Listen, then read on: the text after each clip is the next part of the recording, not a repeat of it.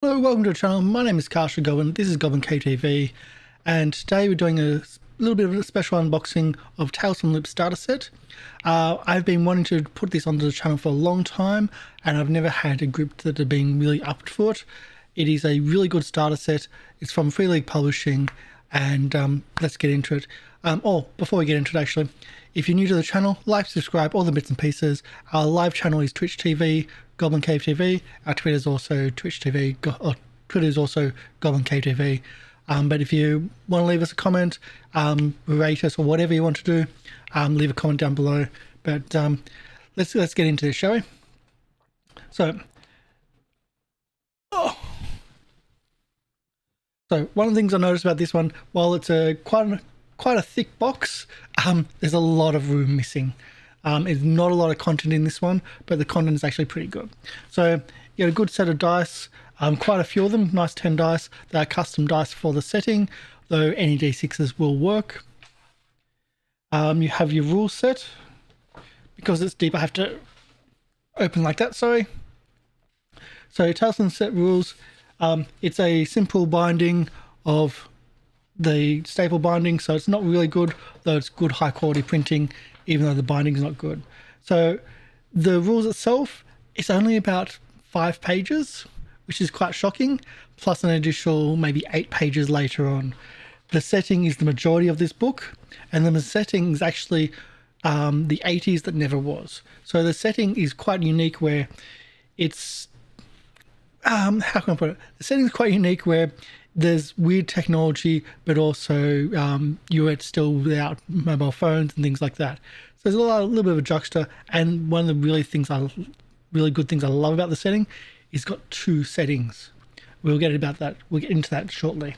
So the 80s never was, got mixtapes, got bits and pieces. It has a lot of reference things for you to look into to get the idea, and you're also playing kids. Kids in a role-playing game is always that area where people are a bit shy about playing. This is not a game where people die. You can be out, so to speak, as in you can be knocked out and out of role-playing, but you don't die as a kid. But you are playing kids. You're playing young kids, you're playing essentially teenagers, and the younger in the age group, the more benefits you get because you just become lucky because you're a kid. So that's another important part of the game, is that you are playing kids. But that's the core rules. Really simple system. It uses the Mutant Year Zero rules as well, which is a really simple system to pick up.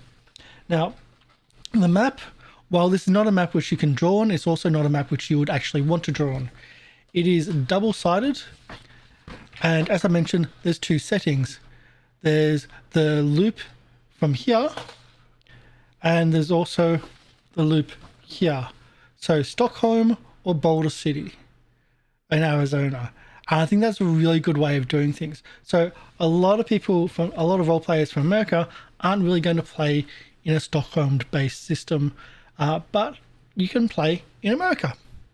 And essentially you're playing in a town where there's a large hadron collider or something along them lines under the township, and your parents all research things, secret government things, and the parents are always busy, so you, the kids, have to fix the things that the parents mess up.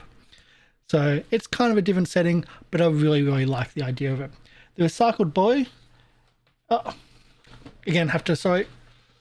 Recycled Boy is a nice short scenario, about 16 pages, and I like the scenario. I think it's a really good way of teaching the setting. One of the things the setting does differently to most is it kind of, while it's traditional rules, it leans into a more of a Powered by Apocalypse style, where it asks the GM, or encourages the GM, I should say, to ask the players what their world is. So, for example, the GM says, "Oh, you come home late from being out with your friends. When you open the door, you can hear your parents arguing in the back room." What are they arguing about? They ask the player. And the player then makes up that story, makes up that part of their world. So the players actively build their world to the setting of this. Now, we do have 5 characters. I'm gonna have to tip them, sorry, it's one of those things. There we go. So we've got 5 characters, and yes, we always get these in the catalogs with Free League. And everyone has different names. So we've got Tim, Timmy, Maria, Kelly, Frederick, Chad, Isabella, Patricia, Linda, Erin. So this is because of the 2 settings.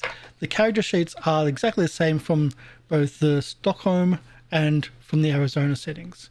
So if it says one or the other in the book, it's easy to be picking up.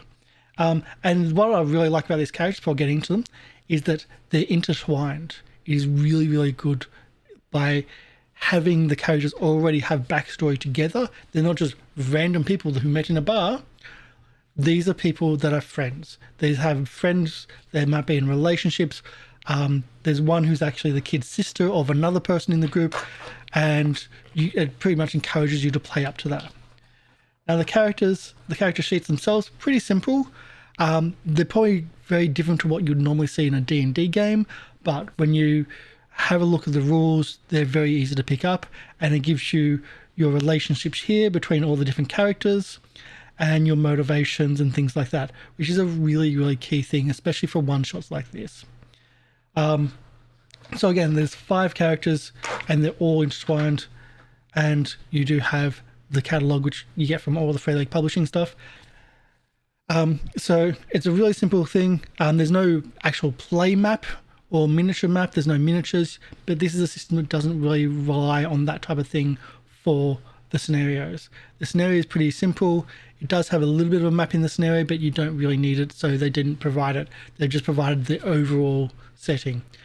I like this one because the rules are very simple, and they bring down a very simple rule set even smaller, and they focus a lot on the setting and on the theme of the game itself, which is quite honestly a key thing to this. So I highly recommend it. It's up in my top 5 of starter sets, and I'd highly recommend checking it out. Free League Publishing do amazing stuff, so go and have a look at their catalog. This is something I recommend. So that's it for me. Enjoy your role playing. Leave a like, subscribe, all the bits and pieces, and don't forget, if you want to see us do live stuff, live content, Twitch TV, all of our live content, then if you miss it anyway, it goes up to YouTube as well as highlights. And if you want to be updated to everything, we've got a Discord, or we've got our social media on Twitter.